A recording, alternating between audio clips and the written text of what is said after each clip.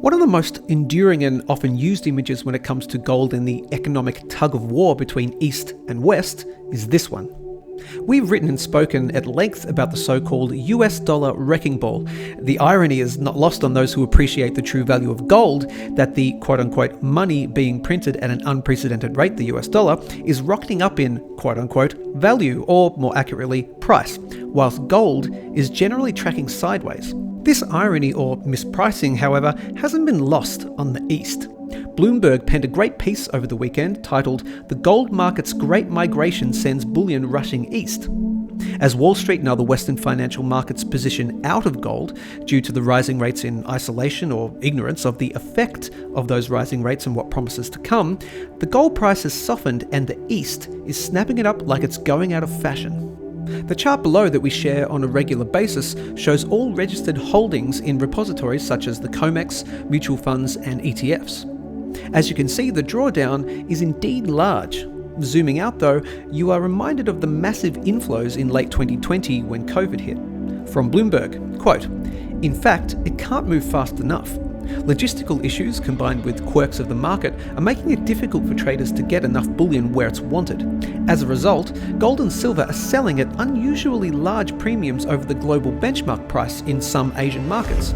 The rotation of metal around the world is part of a gold market cycle that has repeated for decades. When investors retreat and prices drop, Asian buying picks up and precious metals flow east, helping to put a floor on the gold price during times of weakness.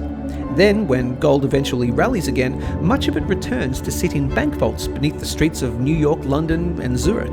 While plenty of gold is heading east, it's still not enough to meet demand. Gold in Dubai and Istanbul, or on the Shanghai Gold Exchange, has traded at multi-year premiums to the London benchmark in recent weeks, according to MKS PAMP, a sign that buying is outstripping imports." End quote.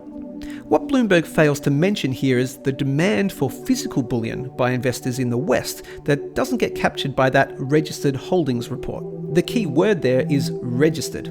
All registered gold is essentially backing up paper promises, be that futures, ETFs, etc. Those that buy the physical bullion are not in that number, as no one needs to know how much you own or try and match that to what they owe in paper promises. There has been plenty written of late of wary investors pivoting from those synthetic futures and ETF platforms into physical bullion they control, removing all of that counterparty risk. Link above to our video. The pace of this in Australia for self-managed super funds in particular has been astounding.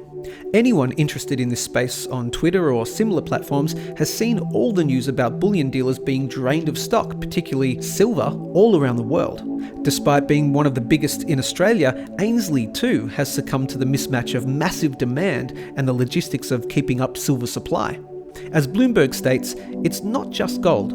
Quote, "In India, it is silver that is seeing big premiums.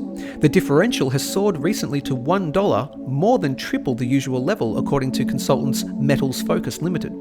Right now, the demand for silver is huge as traders restock," said Chirag Sheth, the firm's principal consultant in Mumbai. "Premiums could remain elevated during the festival season that concludes with Diwali." End quote. Also from Bloomberg, quote, "Traders say they are facing other logistical challenges as well, which are contributing to the high Asian premiums. Getting stuff on boats or on planes is a bit harder than it used to be," said MKS PAMP's Steffens. "It's really just a classic example of demand far outpacing supply." End quote. While the West is a more fickle market with a much higher appetite for and trust of financialized paper derivatives, the Asian market is one with a much longer and deeper appreciation and affinity with gold and silver. The beauty of this dynamic is a solid flaw in the pricing. Secondly, Asian buyers are generally more sticky, holding their gold for much longer, if not indefinitely. That means that such runs on supply like this tend to have a large element of removal of something already rare from the market in the long term. Thanks for watching. Please like, share and subscribe and balance your wealth at ainsliebullion.com.au.